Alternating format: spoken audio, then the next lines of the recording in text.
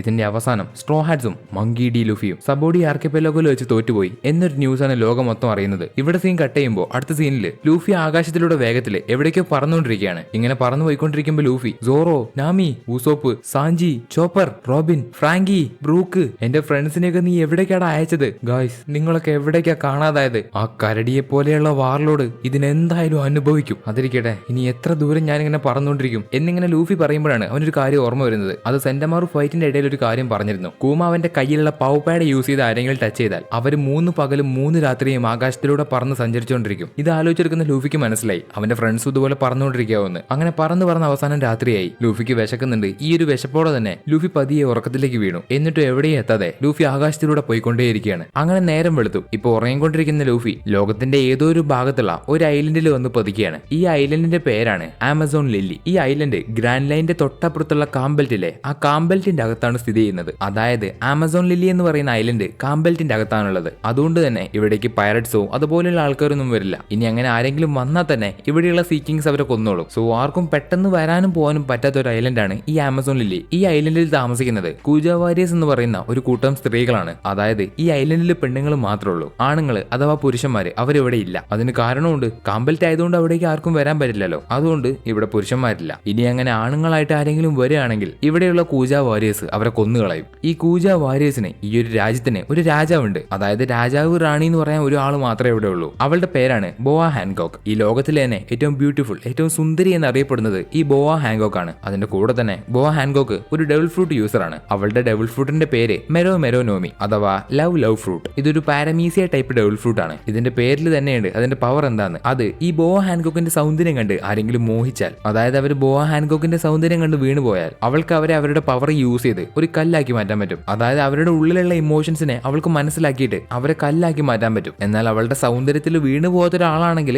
ചിലപ്പോൾ രക്ഷപ്പെട്ടേക്കാം. മറിച്ചാണെങ്കിൽ അവർ കല്ലായിട്ട് മാറും. ഇത് കൂടാതെ അവൾക്ക് ലവ് വെപ്പൺസ് ലൈക്ക് ആരോസ് ഒക്കെ യൂസ് ചെയ്ത് അറ്റാക്ക് ചെയ്യാൻ പറ്റും. ഇങ്ങനെ അത്യാവശ്യം കുറച്ച് പവർ ഉള്ളെങ്കിലും ബോവ ഹാൻകോക്കിന് ഇതൊരു നല്ല ഡെവിൾ ഫ്രൂട്ട് ആണ്. ഇനി ബോവ ഹാൻകോക്കിന് 2 സഹോദരിമാരുണ്ട്. അതിലെ ഒരാളുടെ പേര് മാരിഗോൾഡ്, മറ്റൊരാളുടെ പേര് സാൻഡർസോണിയ. ഇവർ രണ്ടുപേരും ഡെവിൾ ഫ്രൂട്ട് യൂസ് ചെയ്യുന്നുണ്ട്. ഇത് യൂസ് ചെയ്ത് അവർക്ക് ഒരു പാമ്പായിട്ട് മാറി അറ്റാക്ക് ചെയ്യാൻ പറ്റും. ഇനി ബോവ ഹാൻകോക്കിന്റെ പൈററ്റ്സ് ക്രൂവിന്റെ പേര് കൂജ പൈററ്റ്സ്. കൂജ വാരിയേഴ്സിലെ ഏറ്റവും പവർഫുൾ ആയിട്ടുള്ള ആൾക്കാരാണ് ഈ കൂജ പൈററ്റ്സിലുള്ളത്. ഇതിനൊക്കെ അപ്പുറം ബോവ ഹാൻകോക്ക് 7 വാർലോഡ്സിലെ ഒരു വാർലോഡാണ്. സോ ഇത്രയും നല്ല ബെസ്റ്റ് ഐലൻഡിലേക്കാണ് നമ്മുടെ ലൂഫി വന്ന് വീണത്. ഇപ്പൊ കണ്ണു തുറക്കുന്ന ലൂഫിക്ക് ഒരുപാട് വിശക്കുന്നുണ്ട്. അതുകൊണ്ട് ലൂഫി അവിടെയുള്ള എല്ലാത്തിനെയും വലിച്ചു വരി തിന്നും. ഒരു വലിയ പന്നിയെ തിന്നു. അതുപോലെ ആ കാട്ടിലുള്ള ഒരുപാട് മഷ്റൂംസ് അതൊന്നും നോക്കാതെ വലിച്ചു വരി തിന്നു. പക്ഷെ അതൊക്കെ പോയിസൺ ആയിട്ടുള്ള മഷ്റൂം ആയതുകൊണ്ട് ലൂഫിയുടെ ശരീരത്തിൽ ഒരുപാട് മഷ്റൂം മുളച്ചു വന്നു. അങ്ങനെ ലൂഫിയുടെ ബോധവും പോയി. ഇപ്പൊ അവിടേക്ക് കൂജ പൈററ്റ്സിലെ മാർഗരറ്റ് അതുപോലെ സ്വീറ്റ് പി എന്ന് പറയുന്ന 2 പേര് വരുന്നു. ഇവർ എന്തിനാണ് വന്നതെന്ന് വെച്ചാൽ നേരത്തെ ലൂഫി വന്ന് പതിച്ചതിന്റെ ആ വലിയ സൗണ്ട് ഈ ഐലൻഡ് മുഴുവൻ കേട്ടു. അതുകൊണ്ട് ആ സൗണ്ട് എന്താണെന്ന് അന്വേഷിക്കാൻ വേണ്ടിയാണ് ഇവർ 2 പേരും വന്നത്. അപ്പൊ അവര് മഷ്റൂം കാരണം പോയിസൺ ആയിട്ട് കിടക്കുന്ന ലൂഫിയെ കണ്ടു. ലൂഫിയുടെ ബോഡി മുഴുവൻ ഈ മഷ്റൂം ഉണ്ടായതുകൊണ്ട് കുറച്ചു നേരം കൂടെ കഴിഞ്ഞ ലൂഫി മരിച്ചു പോകും. ഇത് മനസ്സിലാക്കുന്ന അവര് അവനെ രക്ഷിക്കാൻ വേണ്ടി അവരുടെ സ്ഥലത്തേക്ക് എടുത്തുകൊണ്ട് പോകുന്നു. എന്നിട്ട് അവന്റെ ബോഡിയിലുള്ള മഷ്റൂം ഒക്കെ പറിച്ചു കളഞ്ഞ് അവന്റെ ബോഡിയിൽ തീ കൊടുത്തു. ഈ മഷ്റൂം തിന്ന ആൾക്കാരെ ഇങ്ങനെയാണ് ട്രീറ്റ് ചെയ്യുന്നത്. അവന്റെ സ്കിന്നിന് തീ കൊടുക്കുമ്പോൾ ആ പോയിസൺ ആയിട്ടുള്ള മഷ്റൂം ഒക്കെ പോകും. അങ്ങനെ പോയിസൺ ഒക്കെ പോയതിനു ശേഷം അവരെല്ലാവരും ചേർന്ന് ലൂഫിയെ കുളിപ്പിക്കാൻ വേണ്ടി കൊണ്ടുപോയി. കുളിപ്പിക്കുക എന്ന് പറഞ്ഞാൽ പരസ്യമായിട്ട് കുളിപ്പിക്കുക.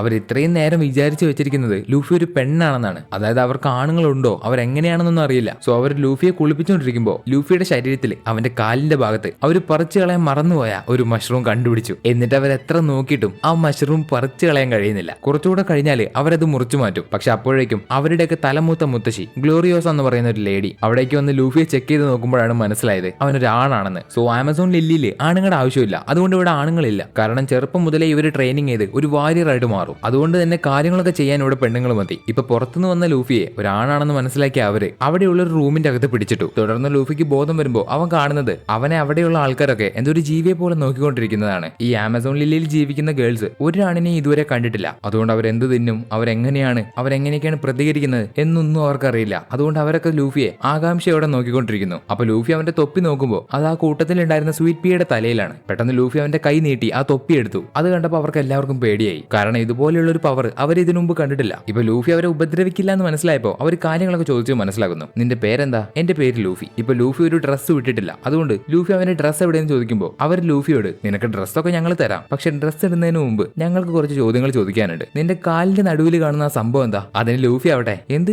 നിങ്ങൾക്ക് ഇതിനെ പറ്റി അറിയില്ലേ? എന്നാ വളരെ വിചിത്രമായിട്ടുള്ള മണ്ടന്മാര് തന്നെ നിങ്ങൾ. എന്നാ കേട്ടോ, ഇതാണ് ഫാമിലി ജുവൽസ്. ഓ അടിപൊളി തന്നെ. അപ്പോ ആണുങ്ങൾക്ക് ഫാമിലി ജുവൽസ് ഒക്കെ ഉണ്ടാവുമല്ലേ? അടിപൊളി അടിപൊളി.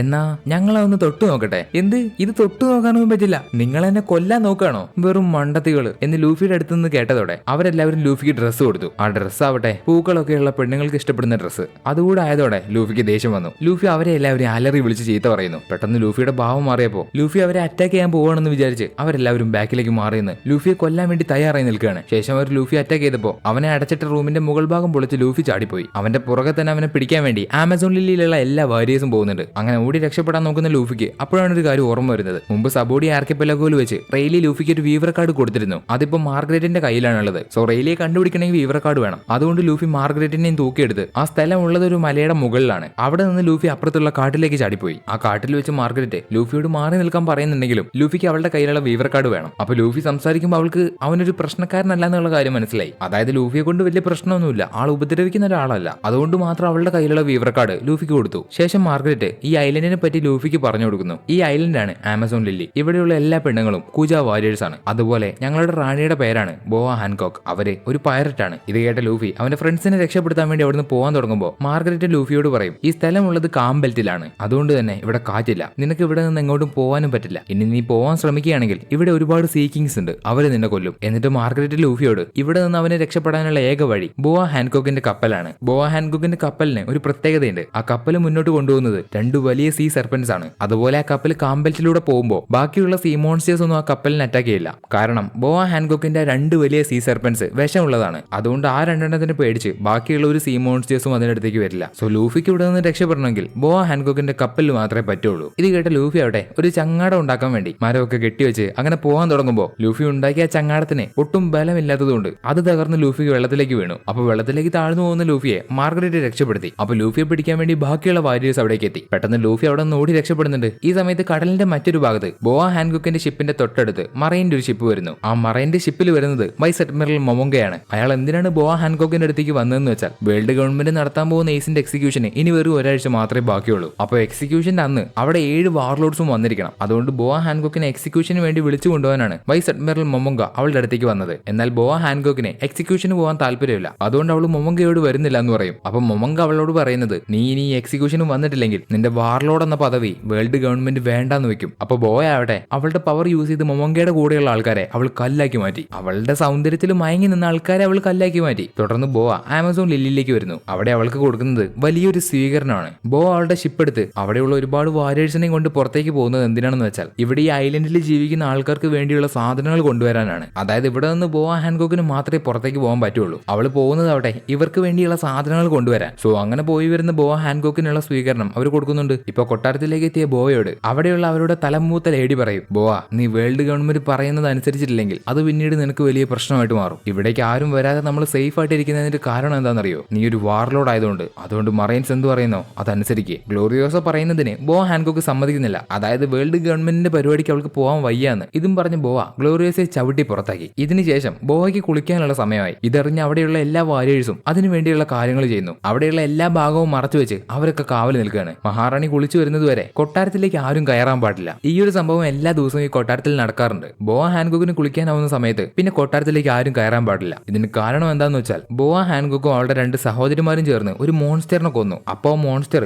അവർക്കൊരു ശാപം കൊടുത്തു അത്രേ. ആ ശാപം കാരണം അവരുടെ 3 പേരുടെയും പുറത്ത് 2 കണ്ണു വന്നു. ആരെങ്കിലും ആ കണ്ണിൽ നോക്കുകയാണെങ്കിൽ അവർ കല്ലായിട്ട് മാറും. ഇതാണ് അതിന്റെ പുറകിലുള്ള ഒരു കഥ. ഇവിടെയുള്ള ആൾക്കാർ വിശ്വസിച്ച് നടക്കുന്നത് ഈ കഥയാണ്. ഈ ഒരു സമയത്താണ് നമ്മുടെ ലൂഫി കൂജ വാരിയേഴ്സിനെയും പറ്റിച്ച് അവർ കാണാതെ കൊട്ടാരത്തിന്റെ ഭാഗത്തേക്ക് എത്തിയത്. അവിടെ മതിലിന്റെ മുകളിൽ നിന്നിട്ട് ഇനി അടുത്ത് എന്ത് ചെയ്യുന്ന ആലോചിച്ച് നിൽക്കുന്ന ലൂഫി തൊട്ടടുത്തുള്ള ഒരു ബിൽഡിംഗിന്റെ മുകളിലേക്ക് ചാടി. ഉടനെ അതിന്റെ റൂഫ് ടോപ്പ് തകർന്ന് ലൂഫി ഉള്ളിലേക്ക് വീഴുന്നു. ഈ ഒരു ബിൽഡിംഗിന്റെ അകത്താണ് ബോവ ഹാൻകോക്ക് കുളിച്ചുകൊണ്ടിരിക്കുന്നത്. അപ്പൊ അകത്തേക്ക് ചാടിയ ലൂഫി ബോവയെ കണ്ടു. അവളുടെ പുറത്തുള്ള ഒരു മാർക്കും കണ്ടു. പക്ഷെ ലൂഫി കല്ലായിട്ട് മാറിയില്ല. അവളുടെ പുറത്തുള്ള മാർക്ക് കണ്ടിട്ട് ലൂഫി പറയുന്നത്, ഈ മാർക്ക് ഞാൻ എവിടെയോ കണ്ടിട്ടുണ്ട്, പക്ഷേ എനിക്ക് ഓർമ്മ വരുന്നില്ല. അപ്പൊ അതിന്റെ അകത്തേക്ക് ബോയുടെ 2 സഹോദരിമാരും കയറി വരുന്നുണ്ട്. അപ്പൊ ബോവ അവളുടെ സഹോദരിമാരോട്, എന്റെ സിമ്പിൾ ഇവൻ കണ്ടു, ഇനി ഇവനെ വെറുതെ വിടാൻ പാടില്ല എന്ന് പറഞ്ഞ് ബോവ അവളുടെ പവർ യൂസ് ചെയ്ത് ലൂഫിയെ കല്ലാക്കി മാറ്റാൻ നോക്കി. പക്ഷേ ലൂഫിക്ക് ഒന്നും ആവുന്നില്ല. അതിന് കാരണം നമുക്കറിയാം, ബോവയുടെ സൗന്ദര്യത്തിൽ ഒരാൾ വീണു പോകണം. അതായത് ഒരാൾ ബോവയുടെ സൗന്ദര്യത്തിൽ ഇഷ്ടപ്പെടണം. എന്നാൽ ഇപ്പൊ നമ്മുടെ ക്യാപ്റ്റൻ ആവട്ടെ സൗന്ദര്യം പോയിട്ട് അവളിൽ ഒന്നും തോന്നുന്നില്ല. ലൂഫിക്ക് ഒരു സാഞ്ചി ആയിരുന്നെങ്കിൽ നടന്നേനെ. പക്ഷേ ബോവയ്ക്ക് ആള് മാറി. ഇപ്പൊ ലൂഫി അവളുടെ പവർ യൂസ് ചെയ്തൊന്നും ചെയ്യാൻ കഴിയാത്തതുകൊണ്ട് അവനെ എല്ലാവരും ചേർന്ന് കെട്ടിവെച്ച് കൊല്ലാൻ കൊണ്ടുപോവാണ്. അങ്ങനെ ലൂഫിയെ കൊല്ലാൻ വേണ്ടി അവർ എക്സിക്യൂഷൻ സ്റ്റേജിൽ ലൂഫിയെ കൊണ്ടുവച്ചു. അവിടെ ലൂഫിയെ കൊല്ലുന്നത് കാണാൻ വേണ്ടി ഒരുപാട് പേര് വന്നിരിക്കുന്നുണ്ട്. അപ്പൊ ലൂഫി അവന് ഇവിടേക്ക് വന്നത് എങ്ങനെയാണെന്ന് പറയുന്നുണ്ട്. ഞാൻ ഇവിടെ അറിയാതെ വന്നതാണ്. അക്കൂമ എന്ന് പറയുന്ന വാർലോഡ് എന്നോട് എന്റെ ഫ്രണ്ട്സിനോട് ഇങ്ങനെ ചെയ്തതാണ് എന്നൊക്കെ പറഞ്ഞ സത്യങ്ങളൊക്കെ പറയുന്നുണ്ടെങ്കിലും ബോ അത് വിശ്വസിക്കുന്നില്ല. ഈ സമയത്ത് ലൂഫിയുടെ അടുത്തേക്ക് മാർഗരറ്റ്, സ്വീറ്റ് പീ അതുപോലെ മറ്റൊരു വാരിയർ ഇവർ 3 പേരും വന്ന് ഞങ്ങളാണ് ഇവനെ കണ്ടുപിടിച്ചത്, ഇവനെ ഇവിടേക്ക് കൊണ്ടുവന്നത് ഞങ്ങളാണ്, അതുകൊണ്ട് ഇവനൊന്നും ചെയ്യണ്ട, ഇത്രയും തെറ്റ് ചെയ്തത് ഞങ്ങളായതുകൊണ്ട് ഞങ്ങൾക്ക് ശിക്ഷ തന്നാൽ മതി എന്ന് പറഞ്ഞ് അവർ ലൂഫിയെ രക്ഷപ്പെടുത്താൻ ശ്രമിക്കുമ്പോൾ ബോവ അവരെ 3 പേരെ അവളുടെ പവർ യൂസ് ചെയ്ത് കല്ലാക്കി മാറ്റി. എന്നിട്ട് ലൂഫിയെ കൊല്ലാൻ വേണ്ടി ഒരു വലിയ കരിമ്പുലിയെ അവിടേക്ക് കൊണ്ടുവരുന്നു. അത് ലൂഫിയെ അറ്റാക്ക് ചെയ്യാൻ വരുമ്പോൾ ലൂഫി ഒറ്റ പഞ്ചിന് ആ ബ്ലാക്ക് പാന്തറിനെ അടിച്ച് താഴെയിട്ടു. ഇത് കണ്ട് ആ കൂട്ടത്തിൽ ഉണ്ടായിരുന്ന ആൾക്കാര് ലൂഫിയുടെ ഈ ഒരു പവർ കണ്ട് അത്ഭുതപ്പെട്ടു പോയി. കാരണം അവർ പറയുന്നത് ഹാക്കി യൂസ് ചെയ്യാതെ എങ്ങനെയാണ് ഒരാൾക്ക് ഇത്ര പവർ കിട്ടുന്നതെന്നാണ്. ശേഷം അടുത്തതായിട്ട് ലൂഫിയെ കൊല്ലാൻ വരുന്നത് ബോവയുടെ സഹോദരികളാണ് സാൻഡ്ര സോണിയയും മാരിഗോൾഡും. ഇവർ രണ്ടുപേരും ഡബിൾ ഫ്രൂട്ട് യൂസേഴ്സ് ആണ്. ആ പവർ യൂസ് ചെയ്ത് അവർ വലിയൊരു പാമ്പിന്റെ രൂപത്തിലേക്ക് മാറിയിട്ട് ലൂഫിയെ അറ്റാക്ക് ചെയ്യാൻ വരുന്നു. ഇവരുടെ ഈ ഒരു ഫൈറ്റില് ലൂഫിക്ക് സാൻഡ്ര സോണിയെ അടിക്കാൻ പറ്റുന്നില്ല. ലൂഫി പഞ്ച് ചെയ്യുന്നതെല്ലാം അവൾ മുൻകൂട്ടി കണ്ട് മാറിക്കളയാണ്. കാരണം അവൾ ഒരു പവർ യൂസ് ചെയ്യുന്നുണ്ട്, ഹാക്കി. വെറും ഹാക്കി അല്ല, ഒബ്സർവേഷൻ ഹാക്കി. ഈ ഹാക്കി യൂസ് ചെയ്ത് ഓരോ അറ്റാക്കിനെയും അവർക്ക് മുൻകൂട്ടി പ്രെഡിക്റ്റ് ചെയ്യാൻ പറ്റും. അങ്ങനെ ഇവർ ഫൈറ്റ് ചെയ്ത് അവസാനം ലൂഫിയെ മാരിഗോൾഡ് പിടിച്ചു വെച്ചു. അപ്പൊ സാൻഡ്ര സോണിയ കല്ലായിട്ട് മാറിയ മാർഗരറ്റിനെ താഴെയിട്ട് പൊട്ടിക്കാൻ പോകുന്നു. ഇത് കണ്ട് ദേഷ്യം വരുന്ന ലൂഫി വേണ്ടാന്ന് പറഞ്ഞ് അലറി വിളിക്കുമ്പോൾ അവന്റെ അകത്ത് നിന്ന് ഒരു മാതിരി പവർ, ഒരു ഒന്നൊന്നര ഓറ പുറത്തേക്ക് വന്ന് അവിടെയുള്ള ആൾക്കാരൊക്കെ ബോധം കെട്ടു പോവാണ്. അതിൽ സാൻഡ്ര സോണിയും മാരിഗോൾഡും ഒന്ന് പതറിപ്പോയി. ലൂഫിയുടെ അകത്ത് നിന്ന് വന്നത് ഹാക്കിയാണെന്ന് ബോയ്ക്ക് മനസ്സിലാവുന്നുണ്ട്. അതുപോലെ അവൾക്ക് മറ്റൊരു കാര്യം മനസ്സിലായി, ലൂഫി ഇതുവരെ അത് മാസ്റ്റർ ചെയ്തിട്ടില്ല. ഇപ്പൊ ലൂഫി അവരുടെ കൂടെ ഫൈറ്റ് ചെയ്യാൻ വേണ്ടി ഗിയർ 2 യൂസ് ചെയ്യുന്നു. അങ്ങനെ ലൂഫി ഗിയർ 2 യൂസ് ചെയ്ത് അവർ രണ്ടുപേരെയും അടിച്ചു വീഴ്ത്തി. ഏറ്റവും പവർഫുൾ ആയിട്ടുള്ള വാരിയേഴ്സ്, പ്രത്യേകിച്ച് ഹാക്കി വരെ യൂസ് ചെയ്യുന്നുണ്ട്. അവരെ രണ്ടുപേരെയാണ് ലൂഫി ഒരുമിച്ച് നിന്ന് ഫൈറ്റ് ചെയ്തത്. ഇപ്പൊ ലൂഫിയെ തീർക്കാൻ വേണ്ടി അവരുടെ അവസാനത്തെ ഫോം യൂസ് ചെയ്ത് ഫൈറ്റ് ചെയ്യുന്നു. അതിൽ മാരിഗോൾഡ് അവളുടെ ബോഡി മുഴുവൻ തീ കൊണ്ടുവന്നു. സാൻഡ്ര സോണിയ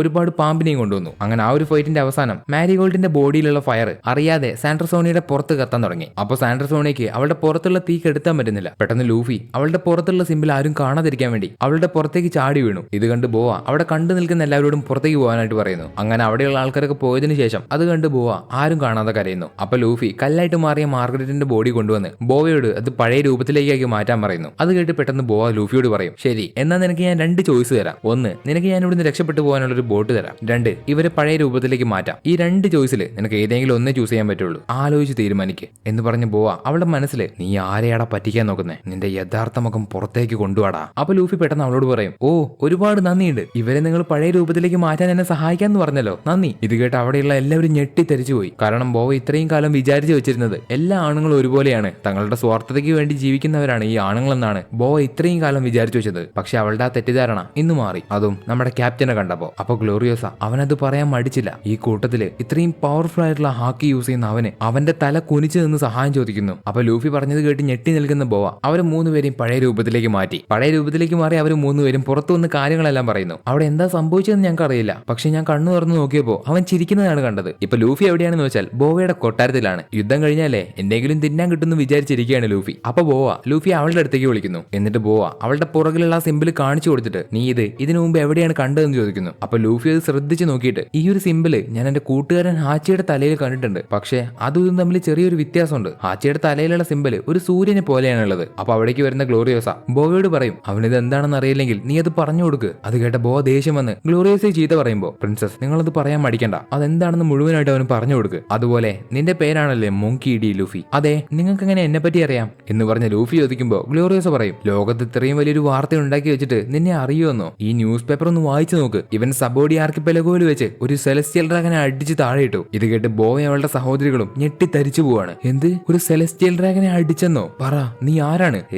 എന്റെ പേര് ഞാൻ എന്തെന്ന് പറഞ്ഞില്ലേ, അതുപോലെ ഞാൻ ഇവിടേക്ക് എങ്ങനെയാണ് എത്തിയെന്നും പറഞ്ഞു. അപ്പോ എനിക്ക് ഈ സ്ഥലം ഏതാണെന്ന് അറിയില്ല. ഓ പിന്നെ ആ സെലസ്റ്റിയൽ ഡ്രാഗനെ അടിച്ചതിൽ എനിക്ക് വലിയ സങ്കടമൊന്നുമില്ല. നിങ്ങൾക്കറിയോ ആ നാറി എന്റെ ഫ്രണ്ട്സിനെ എന്താ ചെയ്തതെന്ന്? അത് കേട്ട് ബോവ ലൂഫിയോട് അവളുടെ കഥ എന്താണെന്ന് പറയും, അവളുടെ പുറത്ത് വന്ന സിമ്പിൾ എങ്ങനെയാണെന്ന്. പണ്ട് ബോവ അവളുടെ സഹോദരികളും കുട്ടികളായിരുന്ന സമയത്ത് കടലിലൂടെ അവർ 3 പേരും കപ്പലിൽ പോയിക്കൊണ്ടിരിക്കുമ്പോൾ അവരെ കുറച്ചുപേര് തട്ടിക്കൊണ്ടുപോയി സെലസ്റ്റിയൽ ഡ്രാഗൺസിന് വിറ്റു. ഇങ്ങനെ സെലസ്റ്റിയൽ ഡ്രാഗൺസിന്റെ അടിമകളായിട്ട് വരുന്ന ആൾക്കാരുടെ പുറത്ത് വെക്കുന്ന ഒരു സിമ്പിളാണ് നമ്മൾ ബോവയുടെ പുറത്ത് കണ്ട സിമ്പിൾ. കമ്പി പഴുപ്പിച്ച് അത് സെലസ്റ്റിയൽ ഡ്രാഗൺസിന്റെ അടിമകളുടെ പുറത്ത് വെക്കും. എന്തിനു വേണ്ടി? അവരുടെ സ്ലേവ് ആണെന്ന് അറിയിക്കാൻ വേണ്ടി. ആ സിമ്പിൾ കടത്തിക്കൊണ്ടുവന്ന് അവരുടെ 3 പേരുടെയും പുറത്ത് വെച്ചു. പിന്നീട് അങ്ങോട്ട് സെലസ്റ്റിയൽ ഡ്രാഗൺസ് അവരെ ഉപദ്രവിക്കാൻ തുടങ്ങി. ആ 3 കുട്ടികളെ കൊണ്ട് ഡബിൾ ഫ്രൂട്ട് തിരിച്ചു. അവരെ പണിയെടുപ്പിക്കാൻ വേണ്ടി ഒരുപാട് ടോർച്ചർ ചെയ്തു. 4 വർഷം അവർ 3 പേരും സെലസ്റ്റിയൽ ഡ്രാഗൺസിന്റെ ക്രൂരതകൾ സഹിച്ച് അവിടെ ജീവിച്ചു. ഒരു ദിവസം ഈ സെലസ്റ്റിയൽ ഡ്രാഗൺസിന്റെ അടിമകളെ സഹായിക്കാൻ വേണ്ടി, അവരെ രക്ഷപ്പെടുത്തി കൊണ്ടുവരാൻ വേണ്ടി ഒരു ഫിഷർമാൻ ഈ റെഡ് ലൈനിന്റെ മുകളിലേക്ക് കയറി മറൈജോയിലേക്ക് എത്തി. അയാളുടെ പേരാണ് ഫിഷർ ടൈഗർ. എന്നിട്ട് അയാൾ മറൈജോയിൽ തീപിടുത്തം ഉണ്ടാക്കി അവിടെയുള്ള എല്ലാവരെയും രക്ഷപ്പെടുത്തി. അങ്ങനെ അന്ന് രാത്രി ബോവയും അവളുടെ സഹോദരികളും രക്ഷപ്പെട്ടു. അതുപോലെ അവിടെ നിന്ന് രക്ഷപ്പെട്ട വേറെ കുറെ ആൾക്കാർ ഫിഷർ ടൈഗറിന്റെ കൂടെ ചേർന്ന് അവരുടെ ശരീരത്തിലുള്ള സിമ്പിൾ മോഡിഫൈ ചെയ്തു, ഒരു സൂര്യന്റെ സിമ്പിൾ പോലെ. ആ സൂര്യന്റെ സിമ്പിൾ ശരീരത്തിലുള്ള ആൾക്കാരെ സൺ പൈററ്റ്സ് എന്നാണ് പറയുന്നത്. ഇത് കേട്ട കേട്ട ലൂഫി അവിടെ അപ്പോ ഹാച്ചിയും ഒരു സ്ലേവ് ആണോ എന്ന് ചോദിക്കുമ്പോൾ അവർ ലൂഫിക്ക് പറഞ്ഞു കൊടുക്കും, ഒരിക്കലുമല്ല, സ്ലേവുകൾ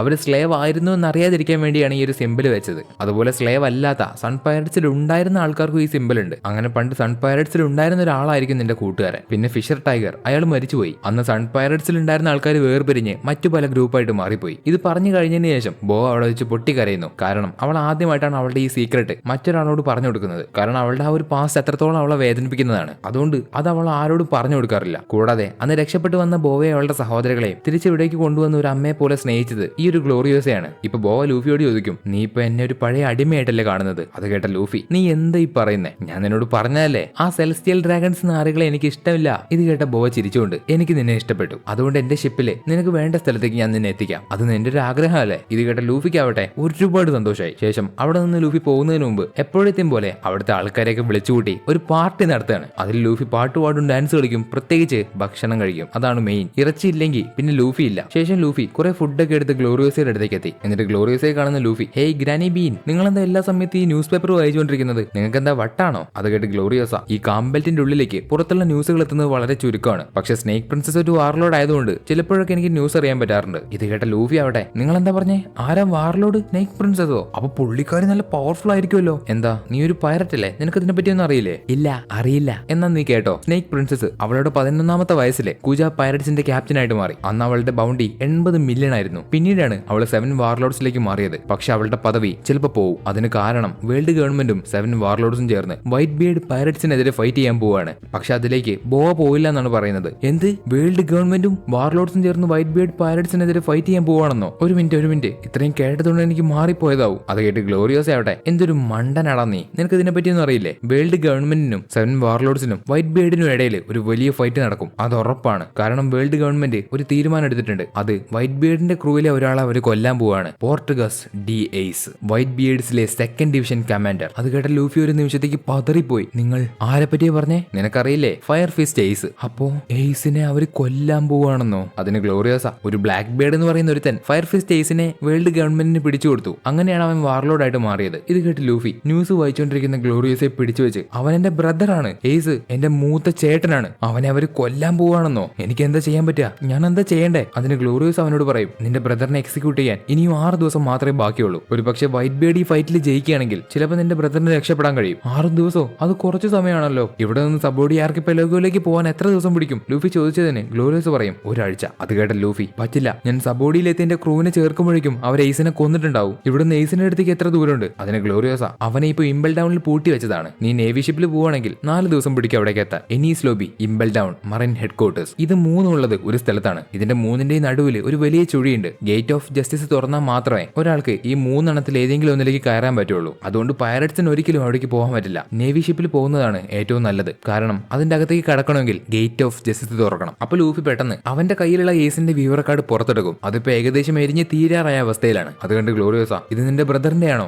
എങ്കിൽ അവൻ ഇനി അധികം സമയമല്ല, ഈ വീവർ കാർഡ് ലൈഫിനെയും കാണിച്ചു തരും. ഇത് കേട്ട ലൂഫി എയ്സിനെ കുറിച്ച് ആലോചിച്ച്, എയ്സിന് ഒരിക്കലും ഞാൻ അവനെ രക്ഷപ്പെടുത്തുന്നത് തീരെ ഇഷ്ടമുണ്ടാവില്ല. കാരണം അവനാണ് സ്ട്രോങ്ങസ്റ്റ്. ഫ്രണ്ട്സ്, എന്നോട് ക്ഷമിക്ക്, എനിക്കിപ്പോ നിങ്ങളുടെ അടുത്തേക്ക് വരാൻ കഴിയില്ല, എനിക്ക് ഇവിടെ ഒരു ചെറിയ ജോലിയുണ്ട് എന്നിങ്ങനെ ലൂഫി പറയാണ്. ലൂഫി ഇവിടെ നിന്ന് നേരെ പോയിട്ട് അവന്റെ ക്രൂമേറ്റ്സിനെ കാണാന്ന് പറഞ്ഞിരിക്കുകയായിരുന്നു. പക്ഷെ അവൻ ജീവന തുല്യം സ്നേഹിക്കുന്ന അവന്റെ ബ്രദർ മരിക്കാൻ പോകണമെന്ന് അറിഞ്ഞതുകൊണ്ട് ലൂഫി അവന്റെ ഫ്രണ്ട്സിനെ കുറച്ചു നേരം മാറ്റി വെച്ച് ഇനി ലൂഫി അടുത്തതായിട്ട് പോകാൻ പോകുന്നത് അവന്റെ ബ്രദറിനെ രക്ഷപ്പെടുത്താൻ വേണ്ടിയാണ്. ഇപ്പൊ ലൂഫിയുടെ തീരുമാനം കേട്ട് ഗ്ലോറിയോസ് പറയും, നീ ഇവിടെ നിന്ന് ആദ്യം ലോകത്തിലെ ഏറ്റവും കൊടൂരമായ ജയിലായിട്ടുള്ള ഇംബൽ ഡൗണിലേക്ക് എത്തണം. അവിടേക്ക് ചിലപ്പോൾ ഈസിനെ മാറ്റുകയാണെങ്കിൽ നീ ചിലപ്പോൾ എക്സിക്യൂഷൻ ഗ്രൗണ്ട് ആയിട്ടുള്ള മറൈൻ ഹെഡ്ക്വാർട്ടേഴ്സിലേക്ക് പോകേണ്ടി വരും. അവിടെ മറൈനിലെ 3 അഡ്മിറൽസ് കൂടാതെ 7 വാർലോഡ്സ് ഇവരെല്ലാവരും നിന്നെ എതിർക്കാനുണ്ടാവും. വേൾഡ് ഗവൺമെന്റിന്റെ കയ്യിലുള്ള ഏറ്റവും വലിയ കുറ്റവാളി ഇപ്പൊ നിന്റെ ബ്രദറാണ്. അവൻ അവിടുന്ന് കൊണ്ടുപോകാതിരിക്കാൻ വേണ്ടി ഒരു ഫുള്ളി സ്ട്രെങ്ത് ആയിട്ടുള്ള ആർമി ഉണ്ടാവും. ഇത് കേട്ട ലൂഫി അവിടെ ഇനി ആരിരുന്നാലും എനിക്ക് പ്രശ്നമില്ല, എന്റെ ബ്രദറിനെ എനിക്ക് സഹായിക്കാൻ പോകണം, അവനെ ഞാൻ എന്റെ ജീവൻ കൊടുത്ത് സഹായിക്കും. അത് കേട്ട ഗ്ലോറിയോസ, ഹേയ് ലൂഫി, അങ്ങനെയാണെങ്കിൽ നിനക്ക് അവിടേക്ക് പോകാനുള്ള ഒരു ചെറിയ ചാൻസ് ഉണ്ട്. ബോവ ഇപ്പൊ അവിടേക്ക് പോയില്ല എന്ന് പറഞ്ഞിരിക്കുകയാണ്. അവളെ എങ്ങനെയെങ്കിലും സമ്മതിപ്പിച്ച് നീ കൊണ്ടുപോവാണെങ്കിൽ നിനക്ക് അവിടേക്ക് എങ്ങനെയെങ്കിലും അവളുടെ കൂടെ എത്തിപ്പെടാൻ പറ്റും. അങ്ങനെ ലൂഫിയും ഗ്ലോറിയോസയും ബോവയോട് സഹായം ചോദിക്കാൻ വേണ്ടി അവളുടെ അടുത്തേക്ക് എത്തിയപ്പോ ബോവ അസുഖം ബാധിച്ച് കിടക്കുകയാണ്. എന്താ അസുഖമാണെന്നല്ലേ? പ്രണയം. അതെ, ബോവയ്ക്ക് ലൂഫി ഇഷ്ടപ്പെട്ടു, അവനോട് പ്രണയമാണ്. ഇപ്പൊ നാളെ ലൂഫി പോവാനിരിക്കുന്നതുകൊണ്ടാണ് അവൾക്ക് ഈ ഒരു അസുഖം വന്നത്. ഇപ്പൊ ഇത് കണ്ട് ഗ്ലോറിയോസിക്ക് കാര്യം മനസ്സിലായി. കാരണം ബോവയ്ക്ക് മുമ്പുണ്ടായിരുന്ന ഒരു രാജകുമാരി ഇതുപോലെ ഒരു അസുഖം വന്നിട്ടാണ് മരിച്ചത്. ഇപ്പൊ ഇത് മനസ്സിലാക്കുന്ന ഗ്ലോറിയോസ, ഇവിടേക്ക് മൊങ്കി ഡി ലൂഫി വന്നിട്ടുണ്ട്, അവന് നിന്നോടെന്തോ ചോദിക്കാനുണ്ടത്രേ, എന്തോ സഹായമാണെന്ന്, നീ അവന് പറയാനുള്ളത് എന്താന്ന് വെച്ചാൽ കേൾക്കോ. ഇത് കേട്ട ബോവ ചാടി എണീറ്റു. എന്നിട്ട് ലൂഫിയോട് പോയി സംസാരിക്കുകയാണ്. അപ്പൊ ലൂഫി അവന് വേണ്ട എന്താണെന്ന് പറയുന്നു. വൈറ്റ് ബിയർഡ് പൈററ്റ്സിലെ പോർട്ട് കസ്റ്റഡി എയ്സ് എന്റെ ബ്രദറാണ്. അവനെയാണ് വേൾഡ് ഗവൺമെന്റ് എക്സിക്യൂട്ട് ചെയ്യാൻ വേണ്ടി പോകുന്നത്. അതുകൊണ്ട് എനിക്ക് അവനെ സഹായിക്കണമെന്നുണ്ട്. പക്ഷെ ഞാൻ കേട്ടത് അവിടേക്ക് ഒരു പൈററ്റ് ഷിപ്പും പോവില്ല എന്നാണ്. അതുകൊണ്ട് നിങ്ങൾ നേവിയുടെ കൂടെ പോകണം. നിങ്ങളുടെ കൂടെ എന്നെയും നിങ്ങൾ കൊണ്ടുപോകണം എയ്സിനെ അടച്ചിട്ടിരിക്കുന്ന ആ സ്ഥലത്തേക്ക്. ഇത് കേട്ടോണ്ടിരിക്കുന്ന ബോവയുടെ സഹോദരികൾ പുറത്തേക്ക് ഇറങ്ങി വന്ന് ഇത്രയൊക്കെ പറയാൻ നീ ആരാണെന്നാണ് നീ വിചാരിച്ചേ? ഞങ്ങളുടെ സഹോദരി എത്രയൊക്കെ വേദന അനുഭവിച്ചിട്ടുണ്ടെന്ന് നിനക്കറിയോ? എന്നിട്ട് വീണ്ടും നീ അവളെ കൊടുക്കാൻ വേണ്ടി നോക്കുകയാണല്ലേ? എന്തൊരു ക്രൂരനാടാ നീ. ഇതുകൊണ്ടാണ് ഞങ്ങൾ കാണുങ്ങളോ എന്ന് വിശ്വാസമല്ലാത്തത്. ചേച്ചി നിങ്ങൾ ഇപ്പൊ തന്നെ അവനെ കല്ലാക്കി മാറ്റിയിട്ട് വലിച്ചെറിയേ, കൊന്നുകളെ ചേച്ചി അവനെ. ഇപ്പൊ ബോവ ആവട്ടെ ഇതൊന്നും കേൾക്കാതെ ലൂഫി പറയുന്നത് കേട്ട് അപ്പൊ നീ എന്നോട് പറഞ്ഞു വരുന്നത് 7 വാർലോഡ്സിന്റെ മീറ്റിംഗിലേക്ക് ഞാൻ പോകണമെന്നാണോ? എന്നാ ശരി ഞാൻ പോവാം. നിനക്ക് വേണ്ടി നീ പറയുന്ന ഏതൊരു സ്ഥലത്തേക്ക് ഞാൻ പോകും എന്ന് പറഞ്ഞ് ബോവ വളരെ റൊമാൻറ്റിക് ആയിട്ട് പറയാണ്. ഇത് കേട്ട് അവളുടെ സഹോദരിമാർ വരെ ഞെട്ടിത്തെറിച്ചു പോയി. അപ്പൊ ഗ്ലോറിയോസ് പറയും ഈ അസുഖത്തിന്റെ പേര് മറ്റൊന്നുമല്ല ലവ് സിക്നെസ് എന്നാണ്. ശേഷം ലൂഫി അവിടെ നിന്ന് പോയതിനു ശേഷം ഗ്ലോറിയോസയോട് ബോവ പറയും എനിക്ക് എന്താ സംഭവിക്കുന്നതെന്ന് എനിക്കറിയില്ല. അവൻ ചോദിക്കുന്നത് എന്തും എനിക്ക് സമ്മതിച്ചു കൊടുക്കാനാണ് തോന്നുന്നത്. അതിന് ഗ്ലോറിയോസ അതിന്റെ പേരാണ് മോളെ ലവ്. പണ്ടുണ്ടായിരുന്ന സ്നേക് പ്രിൻസസുമാര് മരിച്ചത് ഇതിന്റെ ഒരു വേദനയിലാണ്. അവർക്ക് അവരുടെ ലവ് നഷ്ടപ്പെട്ടപ്പോ അവർക്ക് ആ വേദന സഹിക്കാതെ അവർ മരിച്ചു വീണു. പിന്നെ നീ അവന്റെ കൂടെ പോകാനെടുത്ത തീരുമാനം അത് നിന്നെ രക്ഷിക്കും. കാരണം നീ അവിടേക്ക് പോവാണെങ്കിൽ നിന്റെ വാർലോഡ് എന്ന പദവി നഷ്ടപ്പെട്ടില്ല. കൂടെ തന്നെ നിനക്ക് ആ ലൂഫിയെ സഹായിക്കാം. തുടർന്ന് ബോവ ലൂഫിയെ സഹായിക്കാൻ വേണ്ടി വൈസ് അഡ്മിറൽ മൊമോങ്കയെ വിളിച്ച് എയ്സിന്റെ എക്സിക്യൂഷൻ അവളും വരുന്നുണ്ടെന്ന് പറയുന്നു. എന്നാൽ ഇവിടെ ഒരു പ്രശ്നമുണ്ട്. ബോവയുടെ കൂടെ നേവി ഷിപ്പിൽ ആരും പോകാൻ പാടില്ല. അതായത് മൊമോങ്ക പറയും നിന്റെ കൂടെ ആരും വരാൻ പാടില്ല, വാർലോഡായ നീ മാത്രം ഞങ്ങളുടെ കൂടെ വരാൻ പാടുള്ളൂ എന്ന്. അതുകൊണ്ട് ലൂഫിയെ ബോവ എന്ത് ചെയ്യുമെന്ന് വെച്ചാൽ അവളുടെ കോട്ടിന്റെ ഉള്ളിൽ ലൂഫിയെ കയറ്റി ഒളിപ്പിക്കും. അതായത് ആരും കാണാതെ ലൂഫി ബോവയുടെ കോട്ടിന്റെ അകത്ത് ഇറുക്കി പിടിച്ചിരിക്കും. അങ്ങനെ ബോവ ലൂഫിയെ ഒളിപ്പിച്ച് മറൈന്റെ ഷിപ്പിലേക്ക് കയറി. അങ്ങനെ ആ ഷിപ്പ് നേരെ മറൈൻ ഹെഡ്ക്വാർട്ടേഴ്സിലേക്ക് തിരിക്കുകയാണ്. അപ്പോൾ വൈസ് അഡ്മിറൽ മൊമോങ്ക ഹെഡ്ക്വാർട്ടേഴ്സിലേക്ക് വിളിച്ച് ഫ്ലീറ്റ് അഡ്മിറൽ സെങ്കോക്കുവിനോട് ബോവ എക്സിക്യൂഷന് വരുന്നുണ്ട് എന്ന കാര്യം പറയുന്നു. അത് കേട്ട ഫ്ലീറ്റ് അഡ്മിറൽ സെങ്കോക്കുവിനും കുറച്ചുകൂടെ സമാധാനമാവുന്നുണ്ട്. കാരണം 7 വാർലോഡ്സിൽ ഇപ്പോൾ 6 വാർലോഡ് മാത്രമേ ഇതിന് സമ്മതിച്ചിട്ടുള്ളൂ. അത് ആരൊക്കെയാണെന്ന് വെച്ചാൽ 1 നമ്മുടെ Boa, 2 Doflamingo, 3 Kuma, 4 Gecko Moria, 5 Dracule Mihawk, 6 black beard. ഇതിലെ 7ാമത്തെ ആളുടെ പേരാണ് ജിംബെ. ഇയാളൊരു ഫിഷർമാൻ ആണ്. സോ ഇയാൾ മാത്രം എന്തുകൊണ്ടോ ഈ ഒരു എക്സിക്യൂഷൻ വരുന്നില്ല എന്നുള്ള കാര്യം പറയും. അതുകൊണ്ട് വേൾഡ് ഗവൺമെന്റ് അയാളുടെ വാർലോഡ് എന്ന പദവി എടുത്തു മാറ്റി. എന്നിട്ട് അയാളെ അറസ്റ്റ് ചെയ്ത് ഇംബിൾ ടൗണിലേക്ക് കൊണ്ടുപോയിട്ടു. അതുകൊണ്ട് 7 വാർലോഡ്സിൽ ഇപ്പോൾ 6 വാർലോഡ് മാത്രമേ എവിടേക്ക് വരാൻ പോകുന്നുള്ളൂ. ഇപ്പൊ ഫ്ലീറ്റ് അഡ്മിറൽ സെങ്കോക്കിന്റെ അടുത്തേക്ക് മറ്റൊരു മറൈൻ ഓഫീസർ വന്നിട്ട് പറയും വൈറ്റ് ബിയർഡും അയാളുടെ കീഴിലുള്ള 23 ഷിപ്പുകളും ഒറ്റയടിക്ക് കാണാതായി. അതായത് വൈറ്റ് ബിയർഡ് നടക്കാൻ പോകുന്ന വലിയ യുദ്ധത്തിന് ഒരുങ്ങി കഴിഞ്ഞു. ഈ ഒരു സമയത്ത് ഇംബിൾ ടൗണിൽ വൈസ് അഡ്മിറൽ ഗാർപ്പ് എയ്സിനെ കാണാൻ വേണ്ടി വരുന്നു. അപ്പൊ എയ്സ് ഗാർപ്പിനോട് മുത്തശ്ശ എന്നെ കൊന്നുകളെ, നിങ്ങൾ ഇപ്പൊ തന്നെ എന്നെ കൊന്നുകളെ. അത് കേട്ട ഗാർപ്പ് എന്ത് നിന്നെ കൊന്നുകളയാനോ? എടാ മണ്ട, അതുകൊണ്ട് ഒരു ഉപയോഗവുമില്ല. നിന്നെ ഇപ്പൊ ഇവിടെ വെച്ച് കൊന്നാലും വരാൻ പോകുന്ന യുദ്ധം ആരെ കൊണ്ടും തടുക്കാൻ കഴിയില്ല. വൈറ്റ് ബിയർഡിനെ യുദ്ധത്തിൽ നിന്ന് മാറ്റി നിർത്താൻ ആരെ കൊണ്ടും കഴിയില്ല. കാരണം ഞങ്ങൾ കടലിന്റെ രാജാവിനെ ദേഷ്യം പിടിപ്പിച്ചു. ഇത് കേട്ട എയ്സ് ഒന്നും ചെയ്യാൻ കഴിയാതെ പൊട്ടിക്കരയുന്നു. കാരണം എയ്സിന് നടക്കാൻ പോകുന്ന വലിയ യുദ്ധം എങ്ങനെയെങ്കിലും നിർത്തണമെന്നുണ്ട്. ആ യുദ്ധത്തിൽ മരിക്കാൻ പോകുന്നത് എത്ര പേരാണെന്ന് ആർക്കും അറിയില്ല. വൈറ്റ് ബിയർഡ് എന്ന് പറയുന്നത് സാധാരണ ഒരാളല്ല, വേൾഡിലെ സ്ട്രോങ്ങസ്റ്റ് മാൻ ആണ്, കടലിലെ ഒരു എംബറർ ആണ്. പുള്ളിക്കാരൻ എങ്ങാനും ഫൈറ്റിന് വന്നാൽ പിന്നെ ഒന്നും ജീവനോട് ഉണ്ടാവില്ല, എല്ലാത്തിനെയും തൂക്കിയെടുത്ത് തകർത്ത് ആടും. അപ്പൊ എയ്സിന് ഇത് ഒരിക്കലും നടക്കാൻ പാടില്ല എന്നാണ് ആഗ്രഹം. എയ്സ് കാരണം നഷ്ടപ്പെടാൻ പോകുന്നത് മറ്റു പല ജീവനുകളാണ്. അവന്റെ ജീവൻ പോയാലും വേണ്ടില്ല, പക്ഷെ അവൻ കാരണം ബാക്കിയുള്ളവരുടെ ജീവൻ പോകാൻ പാടില്ല. അതാണ് എയ്സിന്റെ ആഗ്രഹം. പക്ഷെ ഇനി ഒന്നും ചെയ്തിട്ട് കാര്യമില്ല, വൈറ്റ് ബിയർഡ് വരിക തന്നെ ചെയ്യും. ഈ സമയത്ത് നേവിയുടെ കപ്പലിലുള്ള ലൂഫി അവന് കിട്ടിയ ഫുഡൊക്കെ വലിച്ചു വരി തിന്നെയാണ്. അപ്പൊ ബോവ ആവട്ടെ ലൂഫിയെ നോക്കി റൊമാൻറ്റിക് ആയിട്ട് ഓരോന്ന് ചിന്തിച്ചു കൂട്ടുകയാണ്. ലൂഫിയെ റോബിനും നാമിയും ചേർന്ന് തട്ടിക്കൊണ്ടുപോകുന്നതും ലൂഫി ബോവയെ കളഞ്ഞിട്ട് അവരുടെ കൂടെ പോകുന്നതും ഇങ്ങനെയൊക്കെ ഓരോന്ന് ചിന്തിച്ചു കൂട്ടുകയാണ്. അപ്പൊ ലൂഫി ആവട്ടെ ഫുഡ് മുഖ്യം, അത് കഴിഞ്ഞിട്ടേ വേറെ എന്തോ ഉള്ളൂ. ഇനി ബാക്കിയുള്ള സ്ട്രോ ഹാറ്റ്സ് എവിടെയാണെന്ന് വെച്ചാൽ 2 ദിവസം മുന്നേ നാമി വെദേരിയ എന്ന് പറയുന്ന ഒരു സ്ഥലത്ത് പോയി വീണു. ഈ സ്ഥലമുള്ളത് ആകാശത്തിലാണ്, ഏകദേശം സ്കൈ ഐലൻഡ് പോലെ. അവിടെ വീണ നാമി 2 ദിവസം കഴിഞ്ഞിട്ടാണ് കണ്ണ് തുറക്കുന്നത്. അപ്പൊ അവിടെ ഹെറേഡസ് എന്ന് പറയുന്ന ഒരു വിസാർഡ് ഉണ്ട്, ഒരു വയസ്സായ ആള്. അയാളാണ് ഇത്രയും ദിവസം നാമി അയാളുടെ വീട്ടിലേക്ക് കൊണ്ടുപോയി നോക്കിയത്. ഈ വെദേരിയ ഒരു ക്ലൈമറ്റിനെ കുറിച്ച് പഠിക്കുന്ന ഒരു സ്ഥലമാണ്. ഇവിടെ ഹെറേഡസിനെ പോലെ ഒരുപാട് ആൾക്കാരുണ്ട്. ഇവരൊക്കെ കാലാവസ്ഥയെ പറ്റി പഠിക്കുന്ന സയന്റിസ്റ്റുകളാണ്. സോ ഇങ്ങനെയുള്ള സ്ഥലത്തേക്കാണ് നാമി വന്ന് വീണത്. അപ്പൊ ഹെറേഡസ് നാമിക്ക് ഒരു ട്രിക്ക് കാണിച്ചു കൊടുക്കും. അയാൾ ഒരു കയറിൽ കുറച്ച് കെട്ടിട്ട് വെച്ചിട്ടുണ്ട്. അതിലെ ഒരു കെട്ടഴിക്കുമ്പോൾ അതിന്റെ അകത്തുനിന്ന് കാറ്റ് വരും. അങ്ങനെ അയാൾ രണ്ടാമത്തെ കെട്ടഴിക്കുമ്പോൾ ആദ്യത്തെ കെട്ടിന്റെ അകത്തുനിന്ന് വന്നതിനേക്കാൾ കൂടുതൽ കാറ്റ് രണ്ടാമത്തെ കെട്ടിന്റെ അകത്തുനിന്ന് വരും. അങ്ങനെ മൂന്നാമത്തെ കെട്ടിന്റെ അകത്തുനിന്ന് അവസാനത്തെ കെട്ടിന്റെ അകത്തുനിന്ന് വന്ന കാറ്റ് കൊണ്ട് നാമി വരെ തെറിച്ചുപോയി. ഈ ഒരു ട്രിക്കിനെ വിൻഡ് നോട്ട് എന്നാണ് പറയുന്നത്. അപ്പൊ തെറിച്ചു വീണ നാമി ദേഷ്യം പിടിച്ച് അവിടെ നിന്ന് ഇറങ്ങി പോകാൻ തുടങ്ങുമ്പോൾ പുറത്ത് ശക്തമായ കാറ്റ്, ഒരു ചുഴലിക്കാറ്റ്. നാമിക്ക് അവിടെ നിന്ന് പോകാൻ പറ്റുന്നില്ല. പതിയെ പതിയെ നാമി അവിടെയുള്ള കാര്യങ്ങൾ പഠിച്ചു തുടങ്ങി. ഹെറേഡസിന്റെ കൂടെ ചേർന്ന നാമിക്ക് ഒരുപാട് കാര്യം പഠിക്കാൻ പറ്റും. അതേ സമയത്ത് തന്നെ നാമിക്ക് ഇവിടെ നിന്ന് പോകണമെന്നുണ്ട്, കാരണം ക്രൂവിനെ കണ്ടുപിടിക്കണമല്ലോ. സോ നാമി എത്തിപ്പെട്ടത് ഈ ഒരു സ്ഥലത്താണ്. ഇനി ഫ്രാങ്കി വന്ന് എത്തിയത് കരാക്കുരി എന്ന് പറയുന്ന ഒരു ഐലൻഡിലാണ്. ഈ ഐലൻഡ് ലോകത്തിലെ ഏറ്റവും ബുദ്ധിമാനായ ഡോക്ടർ വെഗാപങ്ക് ജനിച്ച സ്ഥലമാണ്. അതായത് ഈ ഐലൻഡ് ഡോക്ടർ വെഗാപങ്കിന്റേതാണ്. ഇവിടെ എത്തിയ ഫ്രാങ്കി അവിടെ വെച്ചൊരു മുത്തച്ഛനെയും പേരക്കുട്ടിയും പരിചയപ്പെടുന്നുണ്ട്. കൂടാതെ ഡോക്ടർ വെഗാപങ്കിന്റെ അടഞ്ഞു കിടക്കുന്ന ഒരു സ്ഥലം, ഒരു വാർണിംഗ് ബോർഡൊക്കെ വെച്ച് ആ രോഗത്തേക്ക് കയറാൻ പാടില്ല എന്ന് പറഞ്ഞ് ക്ലോസ് ചെയ്തിരിക്കുന്ന ഒരു സ്ഥലവും കാണിക്കുന്നുണ്ട്. ഇനി അടുത്തത് ചോപ്പർ എവിടേക്കാണ് എത്തിയതെന്ന് വെച്ചാൽ ടൊറീനോ കിങ്ഡം എന്ന് പറയുന്ന ഒരു സ്ഥലത്തേക്കാണ്. ആ സ്ഥലത്തുള്ളത് കുറച്ച് ആദിവാസികളായിട്ടുള്ള ആൾക്കാരാണ്. അതുപോലെ ജയന്റ് ആയിട്ടുള്ള കുറെ പക്ഷികളും. ഈ പക്ഷികളും ഈ ആദിവാസികളും തമ്മിൽ ഫൈറ്റ് ആണ്. അവരെന്തിനാണ് ഫൈറ്റ് ചെയ്യുന്നതെന്നൊന്നും അറിയില്ല. പക്ഷെ നമ്മുടെ ചോപ്പർ എത്തിപ്പെട്ടത് ഇവരുടെ ഇടയിലാണ്. അടുത്തത് നമ്മുടെ സാഞ്ചി വന്നെത്തിയത് കാമബക്ക കിങ്ഡം അല്ലെങ്കിൽ കാമബക്ക ഐലൻഡ് എന്ന് പറയുന്ന ഒരു സ്ഥലത്താണ്. ആ സ്ഥലത്തെത്തിയ സാഞ്ചി കണ്ണു തുറന്ന് നോക്കുമ്പോൾ അവിടെ ബ്യൂട്ടിഫുൾ ആയിട്ടുള്ള ഒരു പെണ്ണിനെ അവൻ കണ്ടു. നല്ല സൗന്ദര്യമുള്ള ഒരു പെണ്ണിനെ. അതുപോലെ ആ ഐലൻഡ് ഒരു പിങ്ക് നിറത്തിലാണുള്ളത്. പക്ഷെ പോകെ പോകെ സാഞ്ചി ഒരു കാര്യം മനസ്സിലാക്കി. ആ ഐലൻഡിലുള്ള സുന്ദരിയായിട്ടുള്ള പെണ്ണ് അത് പെണ്ണല്ല, പെണ്ണും ആണും ചേർന്നിട്ടുള്ള ഒരു വ്യക്തിയാണ്. ഒരുമാതിരി വികൃത രൂപമുള്ള ഒരാള്. അവരെ കണ്ടപ്പോ പകച്ചു പോയി നമ്മുടെ സാഞ്ചി അങ്ങ് ഇല്ലാണ്ടായി എന്ന് പറയാലോ. അതുപോലെ എന്റെ ഒരു അഭിപ്രായം പറയുകയാണെങ്കിൽ സാഞ്ചിക്ക് ആമസോൺ ലില്ലി കിട്ടണമായിരുന്നു. പക്ഷെ എന്ത് ചെയ്യാൻ, ഓഡാ സെൻസൈ ചതിച്ചു. ഇനി അടുത്തത് നമ്മുടെ റോബിൻ എത്തിയത് ടക്വേല വോൾഫ് എന്ന് പറയുന്ന ഒരു സ്ഥലത്താണ്. ഈ സ്ഥലത്തുള്ള ആൾക്കാർ അടിമകളാണ്, അതുപോലെ കുറ്റം ചെയ്ത ആൾക്കാരും ഉണ്ട്. ഇവരെ കൊണ്ടൊക്കെ അവിടുത്തെ ഗാർഡ്സ് അടിമകളെ പോലെ ഒരു പാലം പണിയിപ്പിച്ചുകൊണ്ടിരിക്കുകയാണ്. അതും കഴിഞ്ഞ 700 വർഷമായിട്ട് തുടർച്ചയായിട്ട് പണിഞ്ഞുകൊണ്ടിരിക്കുന്ന ഒരു പാലം. ആ പാലത്തിന്റെ പണി ഇതുവരെ കഴിഞ്ഞിട്ടില്ല. അവിടെ ജനിക്കുന്ന എല്ലാ ആൾക്കാരും ഈ പാലം പണിയണം. ഒരു സ്വാതന്ത്ര്യം ഇല്ലാത്ത ജീവിതം, അടിമകളെ പോലെ. ഇപ്പൊ അവിടെ എത്തിയ റോബിനെ ഒരു പെൺകുട്ടി കണ്ടുപിടിച്ച് അവളുടെ വീട്ടിലേക്ക് കൊണ്ടുപോയി. വീടെന്നൊന്നും പറയാൻ പറ്റില്ല, ആ പെൺകുട്ടി താമസിക്കുന്ന ഒരു സ്ഥലം. ആ സ്ഥലത്തേക്ക് എത്തിയ റോബിനെ ആ പെൺകുട്ടി അവൾക്ക് ഇഷ്ടപ്പെട്ട കാര്യങ്ങളൊക്കെ കാണിച്ചു കൊടുക്കും. ആ പെൺകുട്ടി ഇതുവരെ പുറം ലോകം കണ്ടിട്ടില്ല. അതായത് ഈ ടെക്വേല വോൾഫ് വിട്ട് ആ പെൺകുട്ടി ഇതുവരെ എവിടേക്കും പോയിട്ടില്ല. ആ പെൺകുട്ടി എന്നല്ല, ആ സ്ഥലത്ത് ജനിക്കുന്ന ആരും പുറത്തേക്ക് പോയിട്ടില്ല. സോ പുറം ലോകമായിട്ട് ഒരു ബന്ധമില്ലാത്ത പെൺകുട്ടി പുറം ലോകം എങ്ങനെയായിരിക്കുമെന്ന് അവളുടെ രീതിയിൽ ചിന്തിച്ച് അവളൊരു ബോർഡിൽ അവളുടെ മനസ്സിൽ വന്ന് കുറെ സ്ഥലങ്ങൾ വരച്ചു വെച്ചിട്ടുണ്ട്. ആ പിക്ചർ കാണുന്ന റോബിനെ അതിലുള്ള കുറച്ച് സ്ഥലമൊക്കെ ഏകദേശം റിയൽ വേൾഡിനോട് സാമ്യമുള്ള സ്ഥലമാണെന്ന് മനസ്സിലാവുന്നുണ്ട്. അപ്പോഴാണ് പെട്ടെന്ന് അവിടേക്ക് ഒരു ഗാർഡ് വരുന്നത്. അയാൾ വന്നത് റോബിനെ പിടിക്കാൻ വേണ്ടിയാണ്. റോബിൻ അവിടേക്ക് വന്ന കാര്യം അവിടെ ജോലി ചെയ്യുന്ന ഒരു സ്ത്രീ ഈ ഗാർഡിനോട് പോയി പറഞ്ഞു കൊടുത്തു. ഒരു സ്പൈയെ പോലെ കൂട്ടത്തിലുള്ള ആളെ ചതിക്കാന്ന് പറയില്ലേ, എന്തിനു വേണ്ടി? അവർക്ക് അത്യാവശ്യം സ്വാതന്ത്ര്യമൊക്കെ കിട്ടാൻ വേണ്ടി ആ സ്ത്രീ അയാൾക്ക് പോയി പറഞ്ഞു കൊടുത്തു. അല്ലാതെ അവർക്ക് വേറെ വഴിയില്ല. ആ സ്ത്രീയുടെ ഭാഗത്ത് നിന്ന് ചിന്തിച്ച് നോക്കിയാലും ശരിയാണെന്ന് തോന്നും. കാരണം ഇതുവരെ പുറത്തേക്ക് പോകാത്ത ആൾക്കാർ, അവർക്ക് കുറച്ച് സ്വാതന്ത്ര്യം കിട്ടണമെങ്കിൽ ഈ ഗാർഡ്സിനെ സഹായിക്കണം. അപ്പോൾ അതിനു വേണ്ടി റോബിനെ കാണിച്ചു കൊടുത്തതാണ്. അങ്ങനെ അവിടെ വെച്ച് റോബിൻ സ്വയം പിടികൊടുത്തു. റോബിന് വേണമെങ്കിൽ എല്ലാത്തിനെയും തൂക്കിയെടുത്ത് അടിക്കായിരുന്നു. പക്ഷെ റോബിൻ അവിടെയുള്ള ആൾക്കാരുടെയൊക്കെ ജീവനെ മാനിച്ച് അവൾ സ്വന്തം പിടികൊടുത്തു. തുടർന്ന് അവർ റോബിനെ കൊണ്ടുപോയി അടിമകളെ പൂട്ടിയിടുന്ന ജയിലിൽ അടച്ചു. അടുത്തത് നമ്മുടെ ഊസോപ്പാണ്. ഊസോപ്പ് വന്നെത്തിയത് ദ ബോയിൻ ആർക്കിപ്പെലഗോ എന്ന് പറയുന്ന ഒരു ഐലൻഡിലാണ്. ഈ ഐലൻഡ് ഒരുപാട് പ്രത്യേകതയുള്ള ഒരു ഐലൻഡാണ്. അവിടെ മനുഷ്യനെ തിന്നുന്ന ഒരുപാട് ചെടികൾ, ഇതുപോലെയുള്ള ഒരുപാട് വിചിത്രമായിട്ടുള്ള കാര്യങ്ങൾ ആ ഐലൻഡിലുണ്ട്. ഇപ്പൊ അവിടെ എത്തിയ ഊസോപ്പ് ഹെറക്കിൾസ് എന്ന് പറയുന്ന ഒരാളെ അവിടെ വെച്ച് പരിചയപ്പെട്ടു. അയാൾ ഈ ഐലൻഡിൽ ജീവിച്ചു വരുന്ന ആളാണ്. അയാൾക്ക് ഈ ഐലൻഡിൽ എങ്ങനെയാണ് ജീവിക്കേണ്ടതെന്ന് അറിയാം. സോ ഹെറക്കിൾസ് അവിടെയുള്ള കാര്യങ്ങളൊക്കെ ഊസോപ്പിന് പറഞ്ഞു കൊടുക്കും. ഇനി അടുത്തത് നമ്മുടെ സോറോ വന്നെത്തിയത് ഒരു ഇരുണ്ട ഐലൻഡിലാണ്. ഈ ഐലൻഡിന്റെ പേര് കുറൈഗാന ഐലൻഡ്. ഇവിടെ സോറോയെ സഹായിക്കാൻ ത്രില്ലർ ബർക്കിലെ പെരോന എന്ന് പറയുന്ന ആ പെണ്ണുണ്ട്. മുമ്പ് കൂമ പെരോനയെ ടച്ച് ചെയ്ത് പറഞ്ഞയച്ചത് ഈ ഒരു ഐലൻഡിലേക്കാണ്. സോ ഇപ്പൊ അവിടെ എത്തിയ സോറോയെ അവളാണ് നോക്കുന്നത്. അത് എന്തിനാണെന്ന് വെച്ചാൽ അവിടെ അവൾക്ക് കൂട്ടായിട്ട് വേറെ ആരുമില്ല. അതുകൊണ്ട് സോറോയെ ഒരു പെറ്റായിട്ട് വളർത്താൻ വേണ്ടിയാണ് അവൾ ഇങ്ങനെയൊക്കെ ചെയ്യുന്നത്. പക്ഷെ നമ്മുടെ സോറോ സമ്മതിക്കുമോ? സോറോയ്ക്ക് എങ്ങനെയെങ്കിലും അവിടെ നിന്ന് പോകണം. ഇനി നമ്മുടെ ബ്രൂക്ക് വന്ന് എത്തിയത് നമക്കൂറ എന്ന് പറയുന്ന ഒരു ഐലൻഡിലേക്കാണ്. ഈ സ്ഥലത്തുള്ളത് ദൈവത്തിനെ ആരാധിക്കുന്ന ആൾക്കാരാണ്. ദൈവത്തിനെ അന്ധമായിട്ട് വിശ്വസിക്കുന്ന ആൾക്കാർ എന്ന് പറയില്ലേ, അതുപോലെയുള്ള ആൾക്കാർ. അവരിങ്ങനെ വട്ടത്തിൽ നിന്ന് ദൈവത്തിനെ വിളിച്ചുകൊണ്ടിരിക്കുന്ന സമയത്താണ് നമ്മുടെ ബ്രൂക്ക് അതിന്റെ നടുവിൽ വന്ന് വീണത്. അപ്പൊ അവർ വിചാരിച്ചത് ബ്രൂക്ക് ദൈവമാണെന്നാണ്. അങ്ങനെ ബ്രൂക്കിന്റെ കാര്യം ഏകദേശം ഓക്കെ ആയില്ലേ. സോ നമ്മുടെ ലൂഫി അല്ലാതെ ബാക്കിയുള്ള സ്ട്രോ ഹാറ്റ്സ് വന്ന് പെട്ടത് ഇത്രയും വ്യത്യസ്തമായിട്ടുള്ള സ്ഥലത്തേക്കാണ്.